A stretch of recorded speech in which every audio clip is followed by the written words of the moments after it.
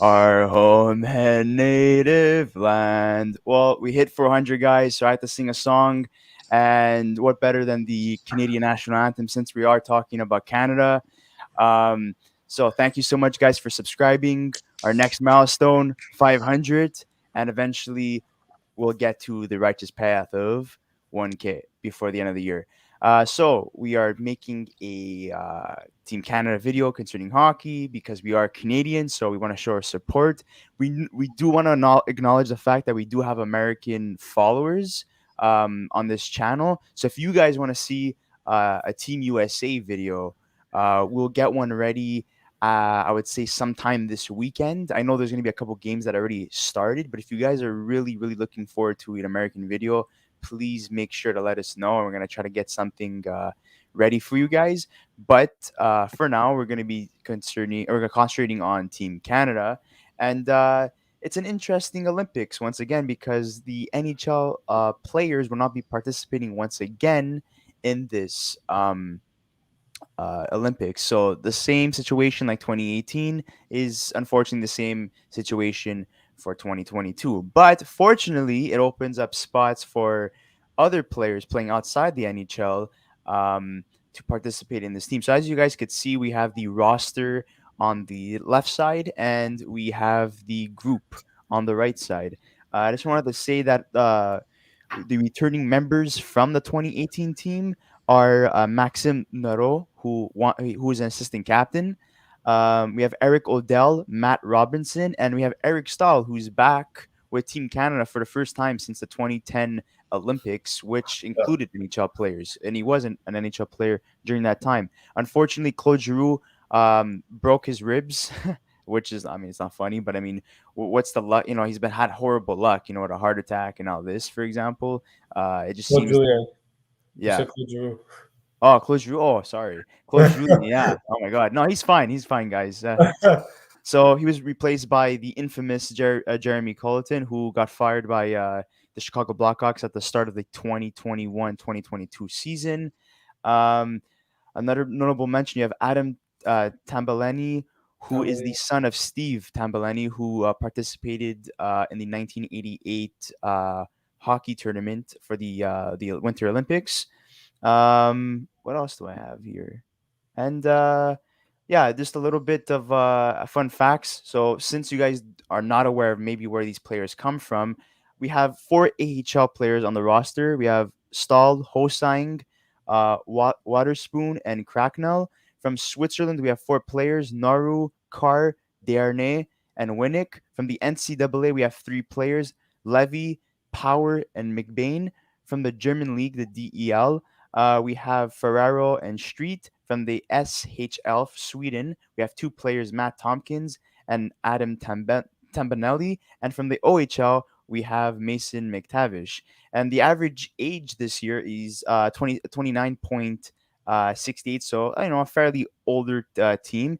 But notable mention as well is that Eric Stahl is the oldest player and the captain of Team Canada at 37 years old. And Cracknell is 36 right behind him. And the youngest player is Mason Mctavish, who is currently 18 years old, turning 19 on January 30th, which makes him the second, I mean, the most recent teenager to play for Team Canada since Paul Kariya in 1994 at the Winter Olympics. So, guys, Wait, let's so get he, into he it. just turned 18, or he's gonna He be just turned He's 20 turning 19. 19. He just turned 19. in January?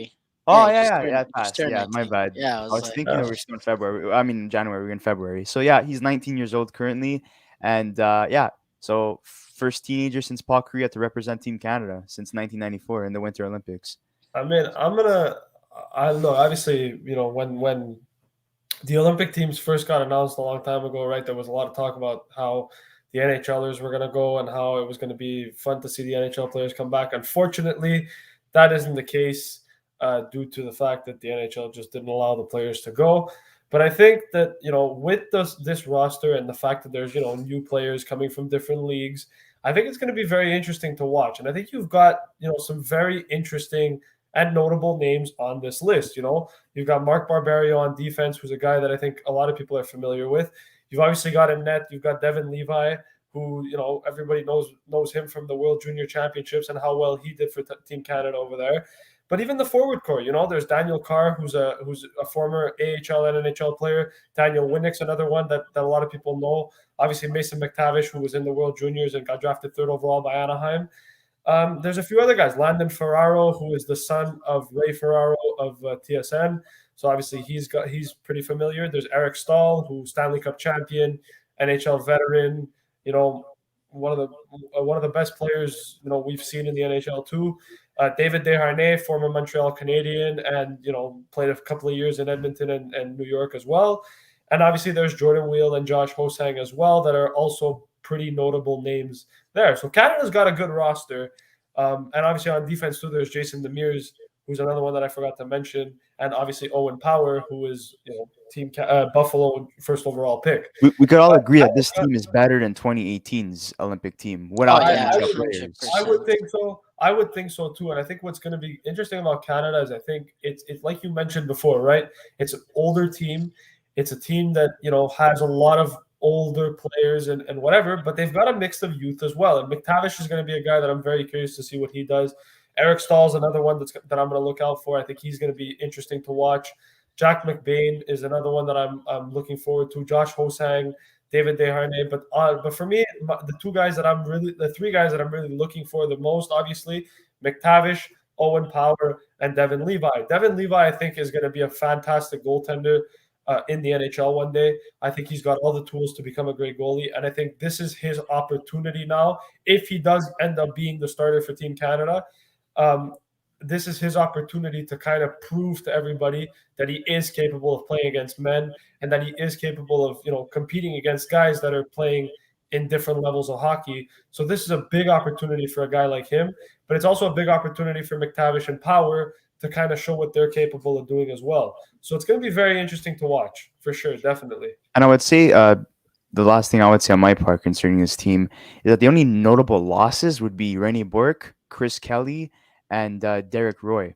Everyone else, in my opinion, I think the team upgraded drastically compared to what the team they had. I mean, the team that they had for the 2018 Winter Olympics, which they didn't even go to the finals. They went to the they won the bronze medal. But Canada winning bronze in hockey, like that's unheard of. I know a lot of people were upset. I mean, with the fact that NHL players are not able to participate, but the fact that they won bronze, like, and you cannot associate bronze and Canada in the same sentence or equation essentially when it comes to hockey. It's either silver or gold. Bronze unacceptable. So I mean, so this team that they have this year, I would say they're either the top team or the second best team in the tournament. No, and I still think they're the best. I think maybe Russia. Maybe Russia's probably yeah, better. I think Russia, honestly. Yeah, maybe Russia's better than that. Technically, it's not Russia, but it's Russia. But Russian Olympic Committee, whatever. Yeah. But anyways, Chris, what do you think as well about this team? If looking at it, obviously some familiar names. At first glance, it's Montreal Canadiens. No, I'm joking. Former Canadian, it's an alumni team. Yeah, I mean, like you got Jordan Wheel, you got Eric Stahl, you got Barberio, Desharnais. Desharnais is probably the one.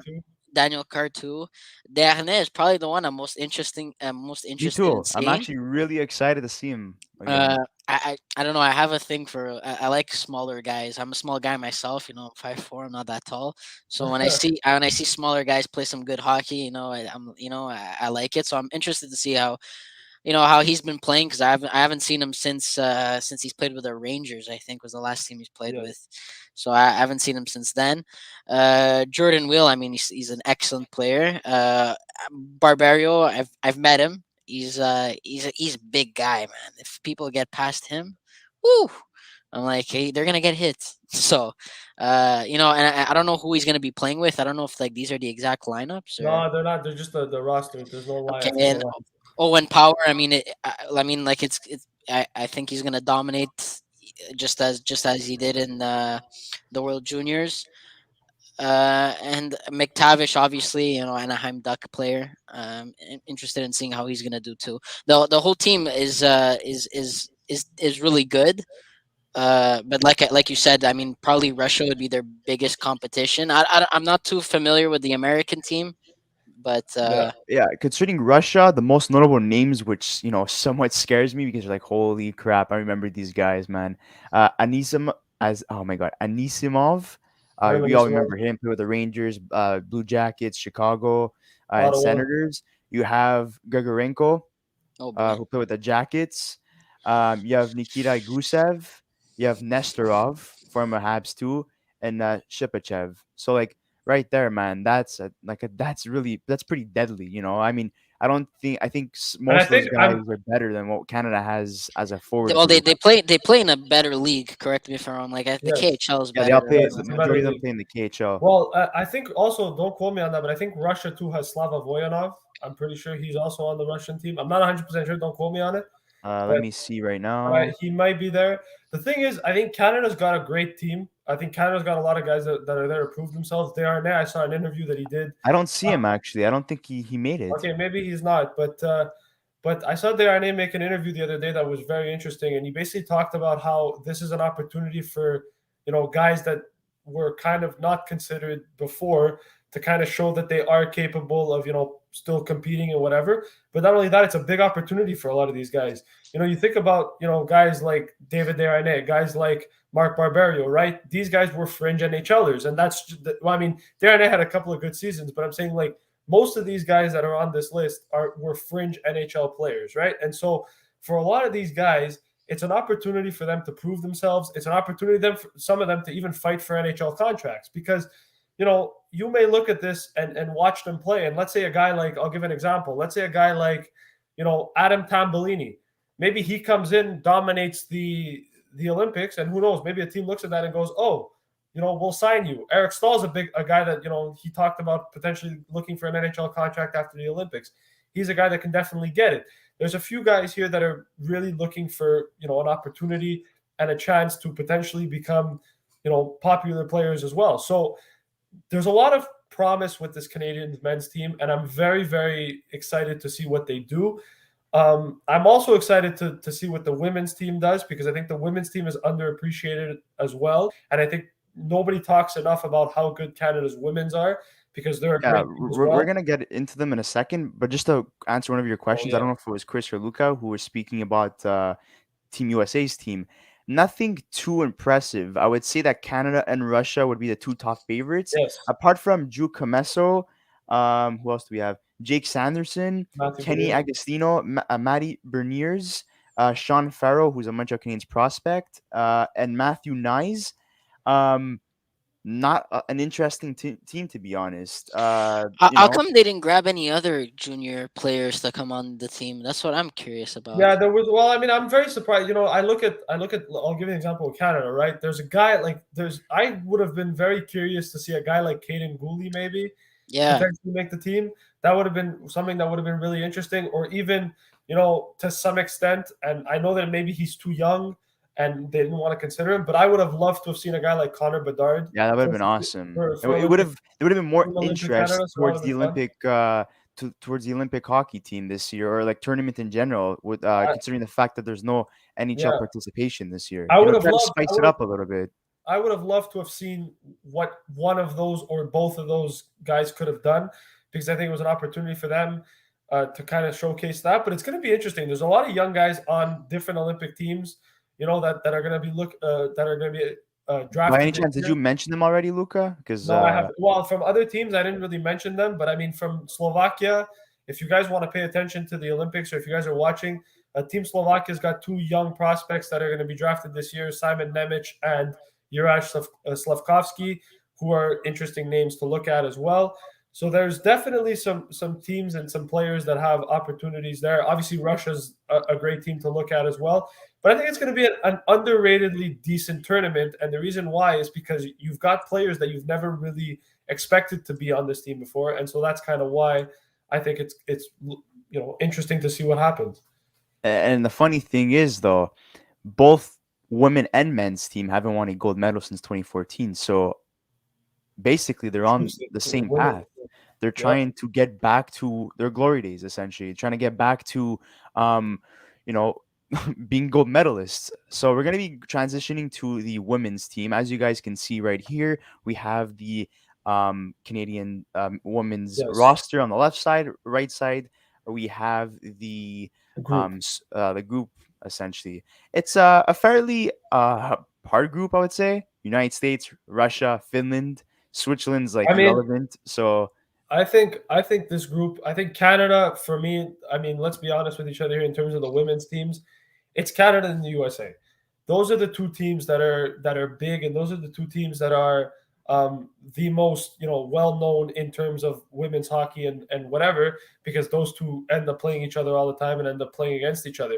But for a lot of people that don't really follow the women's hockey, I'll be honest with you, there's a lot of really really good players on the women's team, and again, the women's hockey is actually very entertaining. There's a lot of really good players that play on the women's teams that I think people should pay attention to if they're going to watch the Olympics. One woman in particular that I really like watching, and I've watched her for a couple of years because I've watched a few women's games here and there. Marie-Philippe Poulin, who is fantastic.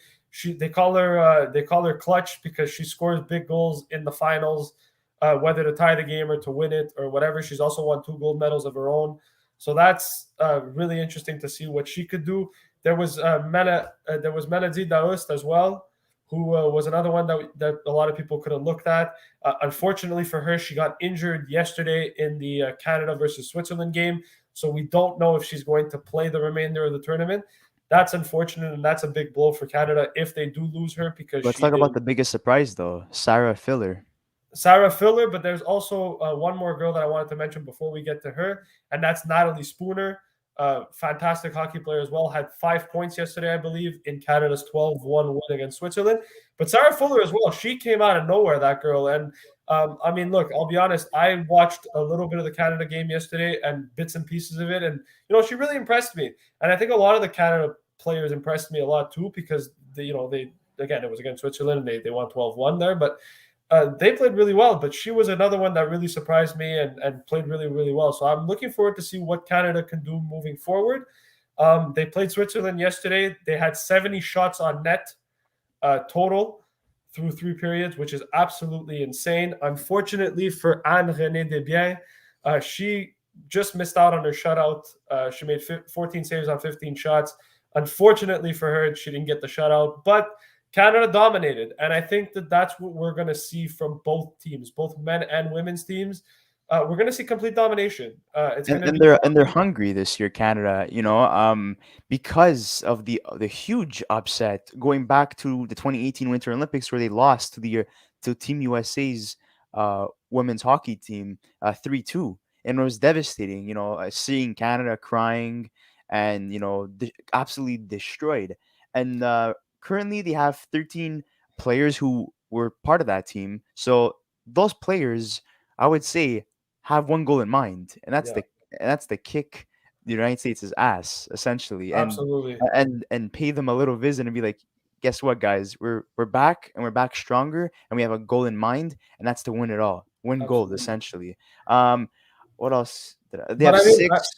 They have six who won. 6 players who won at the 2014 Winter Olympics, yeah. and they have two only remaining players who won the gold medal in 2010 Winter Olympics, and they're coached by Troy Orion. I'm gonna mention two quotes after you guys are done speaking concerning the two leaders, in my opinion, of this women's hockey team. And they're pretty Um, interesting. So I, yeah, I'm gonna get into that in a I couple of just minutes. I just wanted to say one last thing about the women's team that I think another, if you're watching it, pay attention to Sarah Nurse. She's related to Darnell Nurse, the Yeah, defenseman from the Edmonton Oilers. She's the sister of him. So that's another one to watch out for. I think Canada, there's a lot of these women too that are very, very good players as well. Brianne Jenner is another one that comes to mind as really, really good. On defense, I don't really know all of them. I know Ashton Bell was talked about a little bit from a few other hockey sources that I've seen. But I'm looking forward to it. I mean, you've got a team here in both the men's and the women's that are going to be fun to watch, that are going to be very entertaining, and I believe both of them can win gold.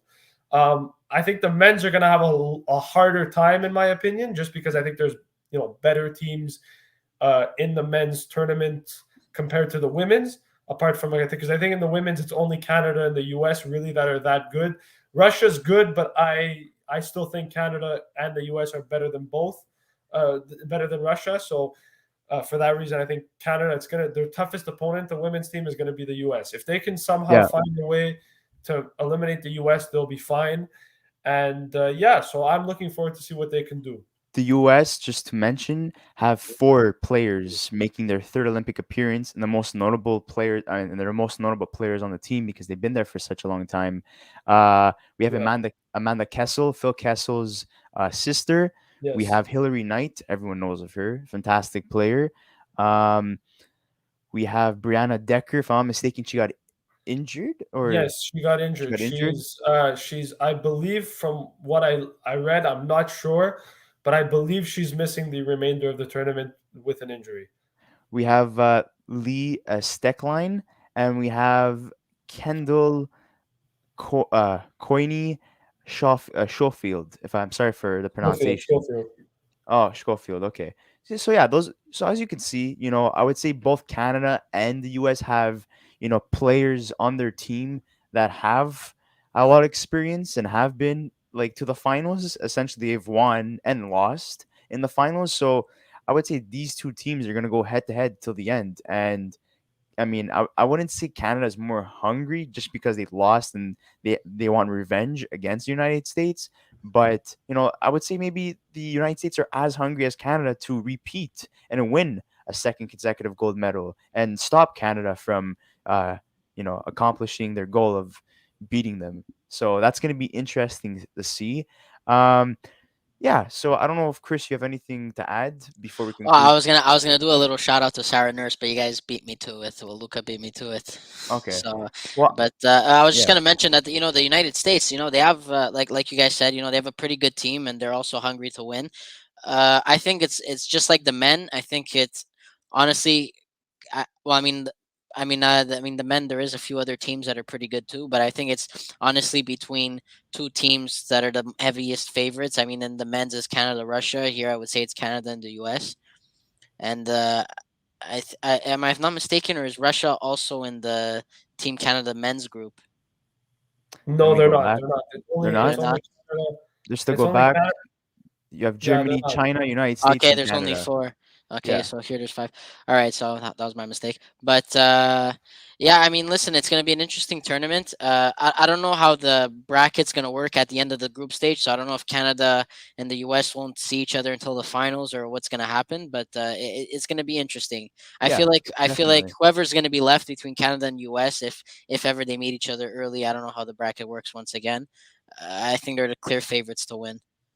Yeah, and I think a lot of people would have Canada number one, and because of what they want to accomplish, and they have a lot of players coming back that have that one goal in mind, which is to win the gold medal. But you also have some new faces too, new blood. So that's a good mix, I would say. So I'm just gonna before we end it, I'm just gonna read two quotes from the two leaders that have been with Canada for many years and many tournaments for the women's team, to be precise. So we have Poulain, who said it's a journey, it's a centralization. We're focusing on the Olympic Games, and we're going to go one day at a time. For us, it's that gold medal we want to achieve. So right there, they're Yes. establishing that revenge tour.